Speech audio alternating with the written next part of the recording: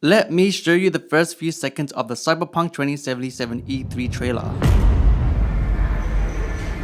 In 2077, they voted my city the worst place to live in America. Pause.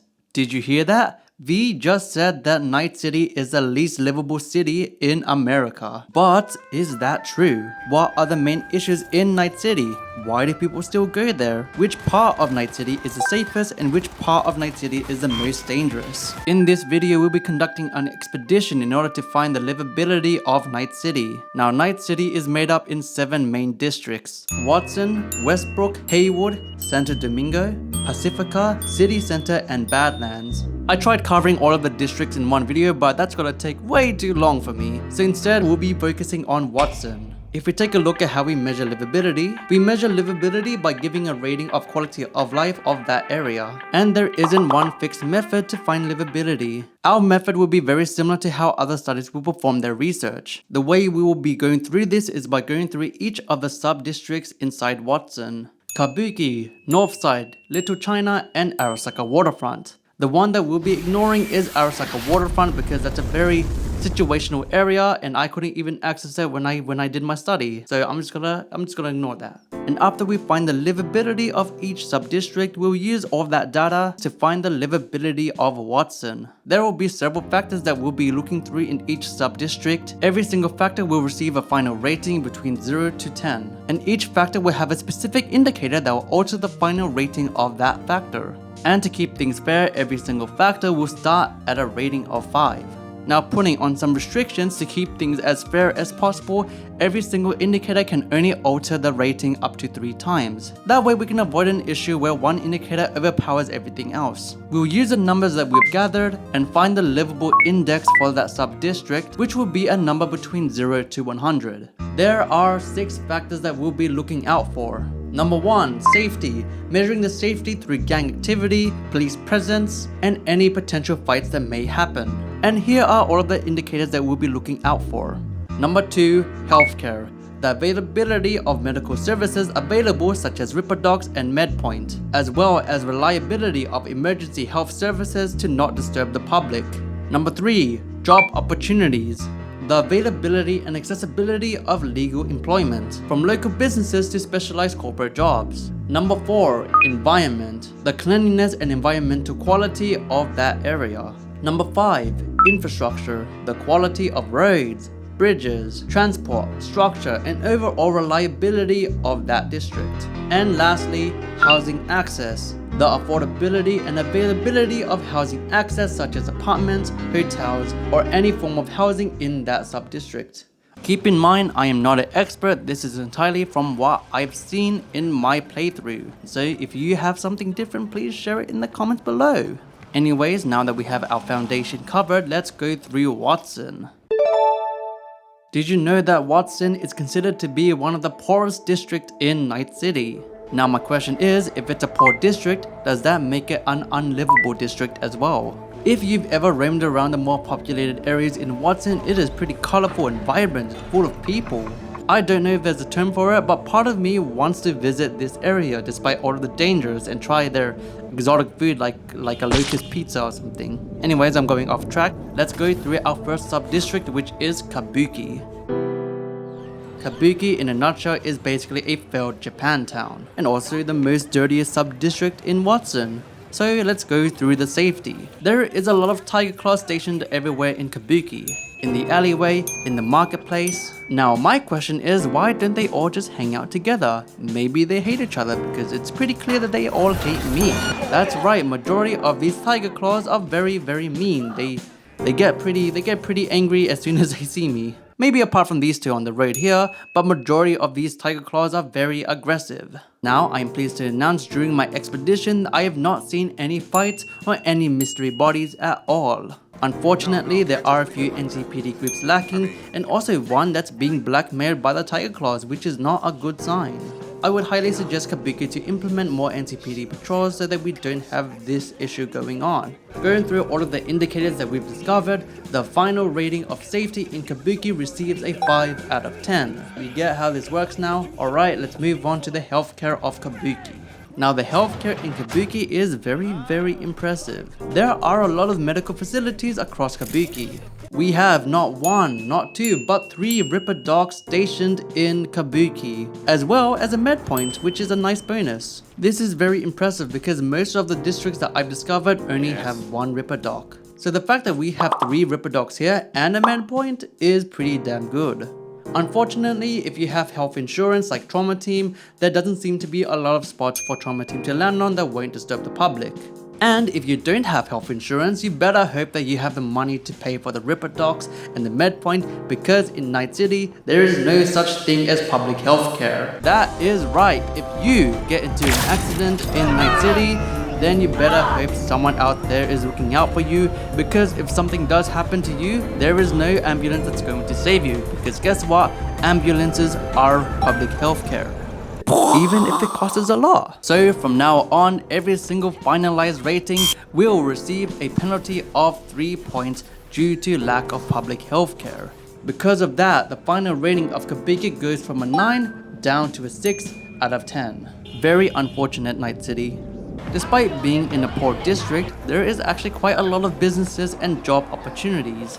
There is a high number of people visibly working in Kabuki. Funny enough though, there is also an equal amount of people that are just roaming around and doing whatever this is, which could suggest that there is a bit of a competition problem in Kabuki as well. There is a variety of workers, from cleaners that are mopping up dust from a puddle, to hospitality workers serving in restaurants. Hey yo Chum, do you not see the amount of rubbish inside the store? Maybe you should hire some more cleaners. And there is a lot of what I'll refer to as grass job. I don't know if YouTube will allow me to say that, so I'm just gonna call it grass job. There are plenty of grass job opportunities, and the one I would highly recommend you to work for is the Moxies, because 1, they are the girlies, and 2, according to the game, they do in fact care about the workers. The possibilities are endless in Kabuki. Going through all of the indicators that we've discovered, the finalized rating for job opportunities in Kabuki receives an 8 out of 10. Now if you were paying attention before, Kabuki is a pretty damn dirty district. There is a lot of rubbish piled up, which I refer to as garbage mountains. There are a lot of garbage mountains around Kabuki. On the driveway, on the alleyway, on the walk path, it is pretty disgusting. But fortunately, at least the local businesses is somewhat clean. As we go through more districts, we'll also discover that their environment is not as bad as Kabuki, which does prove that there is some form of clean team in Night City. But whatever clean team is inside of Kabuki should seriously consider hiring more workers. Which is why, surprise surprise, the environment of Kabuki receives a 1 out of 10. Now the infrastructure in Kabuki is also severely lacking. There is a lot of leftover equipment scattered across Kabuki. Take a look at this road. Why is this not removed yet? And using a barrel as a heat source? Surely you can use like one of those I don't know what they're called. They kind of flame up and like keep everyone warm. I've seen it in restaurants. I'll just put it in the background. Now this really made me mad. We are currently standing pretty close to one of the Ripper dogs. Let me show you the journey that we have to take in order to reach him. So your first bad impression is the scaffolding. We have to use the scaffolding in order to reach our destination. There are several reasons why this is not a good idea, but let's move on. So we head down to the scaffolding and Now what is that? This scaffolding is falling apart and we are using it to reach to our destination. There are loads of reasons why this is an issue and could lead to a lawsuit. Actually, I don't think that's possible, but you get the idea. This is not good. And it is not just here as well. There is a lot of these scaffolding problems across Kabuki. Like goddamn, at least maintain the scaffolding, or better yet, complete the damn thing. Now this one is really annoying. I'm currently standing on a road and what I want you to do is tell me what street I am on. What was that? You don't see any street signs? Well, that's because the street sign is all the way there. What the heck is this street sign placement? A lot of these street signs are placed in such odd and hidden ways where I don't understand the process of why? Now that's not saying all of the street sign placement is horrible in Kabuki, but goddamn a lot is pretty bad. A lot of these street signs are placed in such weird ways where you have to turn 90 degrees in order to see it, or it's placed in a way where you just don't see it at all. Like, why not put it in front of the traffic lights or something? Goddamn Kabuki. There is not a single good thing I can say about the infrastructure of Kabuki. Because of all of the negatives, the final rating of the infrastructure receives a 1 out of 10. Trying to find a spot in Kabuki is going to be pretty challenging. The positives are there are a lot of places that you can live in. There are mega blocks and a few motels. Like if we look here, it says, what does this say? It says free? Holy moly, let me live here. I want to live in Night City. And a lot of hotels. And if you know one thing about hotels is they are very, very expensive and not accessible to everyone. And because of the amount of NPCs present in Kabuki, it is also safe to assume that it is pretty competitive. And due to those reasons, housing access in Kabuki receives a 4.5 out of 10. With all of the factors covered, adding everything up, Kabuki receives a livable index of 42.5. Not looking pretty good, NC. The first thing I would highly suggest Kabuki to be focusing on is improving the infrastructure, specifically completing those goddamn scaffolding. Now on a positive note, at least the healthcare and job opportunities are on the higher end. Is it in a poor district? Yeah, but is it all hopeless? I don't think so. Anyways, that is it for Kabuki. Next up is Northside. Northside is a more industrial area and it's pretty quiet and empty compared to the rest of the other districts. However, closer to Little China, it is a bit more populated.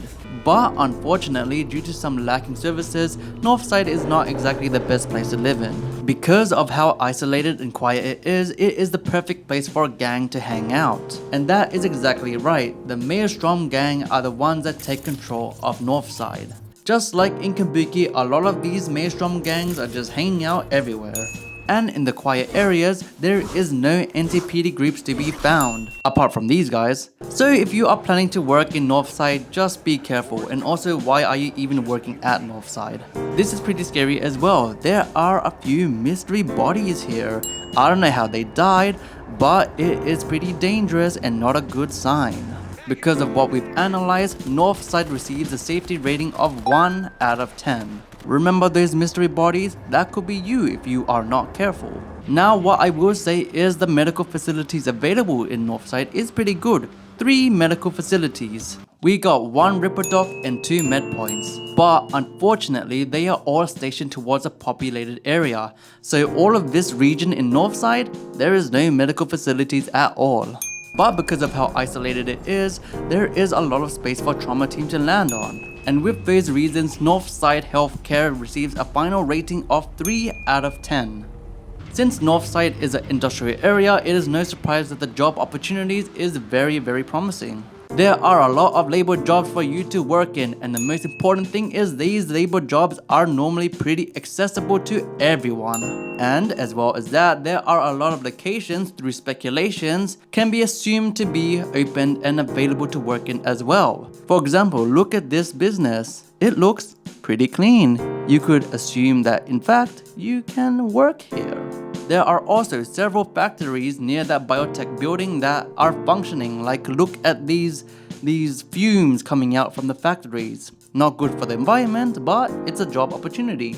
Of course, all of these jobs are in the more dangerous area, but that doesn't mean there isn't any jobs in the more populated areas. There is a local market in the populated area that you can work in. You can work as a cleaner for the 2 med points. Like look at this lady, she's cleaning. Hey Chu, good job, keep up the good work. And since Northside is a less populated area, there is no competition at all. Because of the variety of jobs and the fact that it's all accessible with no competition at all, Northside receives the highest score, a 10 out of 10. It may be a shithole, but at least I got a job. Now the environment of Northside, just like in Kabuki, is pretty bad. On the positive note, at least the marketplace is relatively clean. Good job for all of the cleaners at the marketplace, I'm proud of you. Not a good job, however, is the amount of garbage mountains in Northside. Oh my god. At least I could say most of these garbage mountains on the streets are around bins and dumpsters. But let me show you one specific area that was pretty disgusting. Alright, so I'm gonna go to this underground bridge or whatever it's called. And once we go down, you will see there's not 1, not 2, not 3, but up to at least 8 garbage mountains inside this area. What the heck is the clean team doing in Northside? This is abhorrent. Some real work needs to be done, Northside. And because of this reason alone, Northside receives a final rating in the environment, a 2 out of 10. And the infrastructure, just like Kabuki, is pretty unmanaged. There is a lot of leftover equipment all over Kabuki. Not very good. Of course, there is no public transport at all, which is a shame. However, at least this time the street signs are placed in more sensible spots. Like, look at this. You can read it, it's clear, it's easy to read. This is good street sign placement. There is still a bit of a scaffolding problem, like look at this. Why is there scaffolding here? Why not just remove it? It doesn't seem to serve any purpose. And because of that, the final rating for the infrastructure in Northside receives a 1 out of 10. Now the housing options appear a bit limited. The only ones I've managed to spot is the mega block and this building, which is like a hotel. I have no idea because there was a sign that says hotel and I went through that passageway and it was a motel. So I don't know what this is, but from the looks of it, it seems pretty accessible and cheap. And since this is a less populated area, don't have to worry about competition for these spots. Despite the lack of choices you have in Northside, there's a pretty good chance you'll manage to get a spot for yourself, because the final rating of housing access in Northside receives a 5.5 out of 10. Adding everything up altogether, Northside receives a livable index of 37.50. Going through the data that we've collected, it is pretty obvious that safety needs a lot of improvement. Because of how quiet and isolated the area is, I would suggest Night City to station more NCPD groups around Northside. Now the most attractive part of Northside is the job opportunities. There are endless of job opportunities that you can go for. You can work in the warehouse, you can work in the marketplace, you can work as a cleaner. There is a lot of choices. Anyways, that is it for Northside. Let's move on to the last sub-district that we'll be covering, which is Little China. Little China is the last district that we'll be looking at, and Little China is, the best way I'll describe it, the most well-managed district in Watson. If you haven't noticed yet, there is a lot of people in Little China, a lot more compared to Kabuki. Starting with the safety, there are still a lot of gangs that are present, primarily the Tiger Claws, but at least most of them are very chill this time and don't seem to want to fight with anyone, which is a lot more better than the Tiger Claws in Kabuki. And there's a lot more NCPD groups stationed in Little China now. But unfortunately though, there are fights that actually happen in Little China. Even though these fights happen in more closed off areas, this is a big detriment to the safety of Little China. And a few mystery bodies here and there, but at least this time it is being investigated.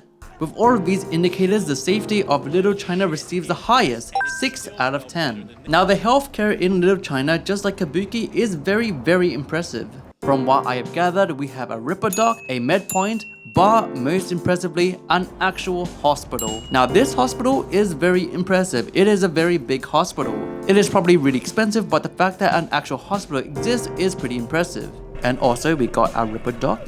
Oh no! Oh, Victor, my arm is missing. I guess you're the only Ripper Doc around. Now the only slight issue for Little China is there is a lot of people, and because of that there is not a lot of options for trauma team to land in case something happens. That's the only negative thing I've managed to find. Otherwise, all of the positives and the benefits outweigh the negatives, because the rating I received for healthcare is the highest, 7 out of 10. Very impressive, Little China. The job opportunities in Little China, just like Kabuki and Northside, is also really impressive. Now you get a good variety of jobs, from grass work to labor jobs. And roaming throughout Little China, there is a lot of people that are working. Don't need to go much into it, Little China has the best of both worlds, an 8 out of 10. Now the environmental state of Little China gave me hope for the rest of the environment of Watson. First thing I noticed, there is less garbage mountains compared to the other districts. Still few garbage mountains, but significantly less compared to Kabuki and Northside, which does suggest that the clean team for Little China at least is efficient with their work. Good job, Little China, I'm proud of you. Yeah, keep up the good work, yeah. And look at this, under the bridge, no garbage mountains at all. Wow! Also, a lot of the pedestrian walk path and all that is pretty decently managed, pretty clean. And because of that, Little China receives the highest score for environment, a 5 out of 10. Now the infrastructure is very impressive in Little China. We have not 1, not 2, not 3, but 5 train stations in Little China for some reason. I'm not complaining though, because it is pretty convenient if you happen to work somewhere else. but annoyingly there is still quite a few leftover equipment here and there. And disappointingly, Little China falls victim to the street sign placement issue, although not as severe as Kabuki. For example, look at the street I am on. You can see that there is a clear street sign that indicates what street you are on. But as you turn right, tell me where the street sign is. It is over there. You need to turn 90 degrees in order to see this street sign, which is pretty embarrassing, Little China. Despite all of that, the train stations in Little China is what makes Little China very, very special. Little China receives a final rating of infrastructure a 7.5 out of 10. There's also a lot of housing options we have in Little China. Obviously, when we start the game, V lives inside this mega block, which is always cheap. It may be cramped, may be falling apart, but it's got character. There's also what I assume to be a love hotel. Ooh, I know. And apparently love hotels are pretty cheap. Unfortunately though, everywhere else is just expensive hotels and nothing else. Now if there's a motel that I haven't noticed, please let me know, because I'm just going through what I've seen. Also, on an interesting side note, the homeless people here have very nice makeshift tents. Like, look at this. And look at that. These are very, very impressive tents. Anyways, the final rating for housing access in Little China is a 4.5 out of 10. And calculating everything, Little China receives a livable index of 63.33. Making Little China the most livable sub-district to live in Watson. And if you look at the graph, Little China is the most stable sub-district, with every score very close to each other. The only improvements that I would suggest Little China to focus on is adding more cheaper housing. But otherwise, there isn't really a lot that I can say much about. From the way everything is headed, it seems pretty promising that Little China will eventually improve naturally. Otherwise, that is all of the sub-districts covered for Watson. Now that we got all of the sub-districts covered, it's time to cover Watson. After calculations, Watson receives the following. Safety, a 4 out of 10. Healthcare, a 5.33 out of 10. Job opportunities, an 8.67 out of 10. Environment, a 2.67 out of 10. Infrastructure, a 3.17 out of 10. And finally, housing access, a 4.83 out of 10. Combining all of these factors together, Watson receives a livable index of 47.78, with Little China being the most livable sub-district, making up 44% of Watson's livability, followed by Northside being the least livable area, covering only 26% of the overall livability of Watson. The best strengths of Watson is the job opportunities. There is a lot of opportunities that you can go for in any part of Watson. Unfortunately, looking at the data, there are several things that Watson can improve on. Because of the issues that Watson is facing, Watson becomes one of the top 10 least livable area in the world. Not just in America, but in the world. Now, does that mean the rest of Night City is as bad as Watson? Not at all. There is in fact one district that seems pretty promising, but that's another video for another day. Now, this is the part where I thought I was done, but once I started looking into the data a bit more, I noticed something really interesting and really cool that I wanted to share to you. What I found is that some of these factors do in fact correlate to each other. This may not be the case in the other districts, but for the case of Watson, there are 3 connections that I've managed to find. The first discovery I found is between safety and healthcare. What we see on the graph in every single district is that as the healthcare rises, so does the safety, which when you really think about it makes a ton of sense. The increase of gang activities and NCPD groups depends on the amount of medical facilities available in the area.